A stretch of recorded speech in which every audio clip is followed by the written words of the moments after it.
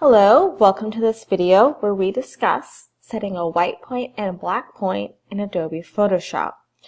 Now, you would typically want to set a white point because it really helps with adjustment for color and exposure. And it's a pretty simple step that almost every professional photographer I know uses when they work in Photoshop. So this is an image that you may have worked on either in Lightroom or in Camera Raw, and you're ready for extra adjustments for processing.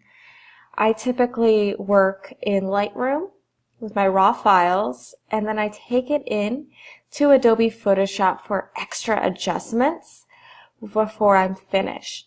And this is one of the first adjustments I may take. So I'm in Adobe Photoshop 2019. But this will also can be done in almost any version of Photoshop. And as you see, I have my window here, and my layers here, and my adjustment layers here. If you do not have your adjustment layers, you can go to Window, Adjustments, and if you see there's a check mark, that means it's available. It might be nested under these tabs. So the first thing we're going to do is take the threshold layer, adjustment layer. It is in the third row in the center. And if I click on it, it kind of isolates my image in both black and white points. And this is of my niece. And this is a histogram. So this is my darks and my shadows and my highlights. Your histogram may look separate. Now this is a histogram within your process. This is just the threshold of isolating it both into black and white points. And if you get to the left, which is all the dark, it kind of makes the image look like this. And if you slide it over here, you get different parts of the detail that are missing. So what we're going to do is isolate the black and white points. So I'm going to take my slider all the way left. And as you see, it's completely white. I can even zoom out a little. And I'm just going to step it until I get some black. And I have some up there. I might even go into this a bit more. Alright, so what I'm going to do is Command plus to zoom in, H from my hand to find where my black points are. And your image will be set different. And they're kind of like fuzzy looking, so I may take this to they're a little bit more solid and do a Command plus and zoom in. All these black points. So I'm going to take I, which is my eyedropper right here. What we're going to do is take a mark. I'm holding down the Shift key, and when my eyedropper is selected, I'm going to click. What it's doing is just keeping a little mark of where that eyedropper point is, and that's saying that's where black is. So you can look in your info right here, all your RG values are 0, 0, 0, which means black. If you actually hovered over to white, then the RG values are 255, which is on a 0 to 255 scale for that. So then I'm going to take my threshold and I'm just going to scoot it over. See, I have my marker there. We'll deal with that in a second. I'm going to do a Command dash to zoom out into where there's the highlights there. It's right there. And that's the first one was seeing where the darkest point of my image is, and this is where the brightest point is. You don't want to get too far. So right here, hold down Shift and click, and that makes that marker. What I'm going to do is hide this layer. My markers are there. And up there. So I'm going to zoom out and I'll just keep them.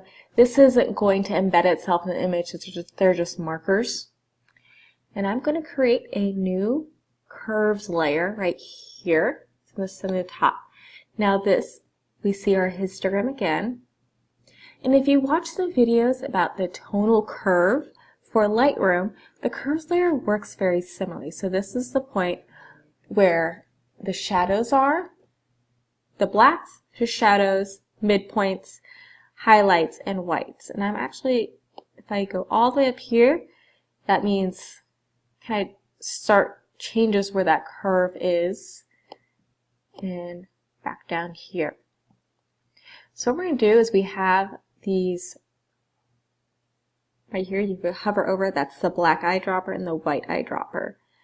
So we're doing adjustment layers because they're non-destructive edits to your image. We always want to work non-destructively because if we make a change and we hate it and we close out of Photoshop, we open it back on, we didn't damage the file. If you work non-destructively in the image adjustments, then you can make as many changes as you want.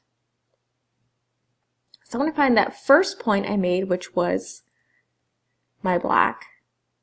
Select here, and kind of select in the center. Now I want to find where that white point is. Right here.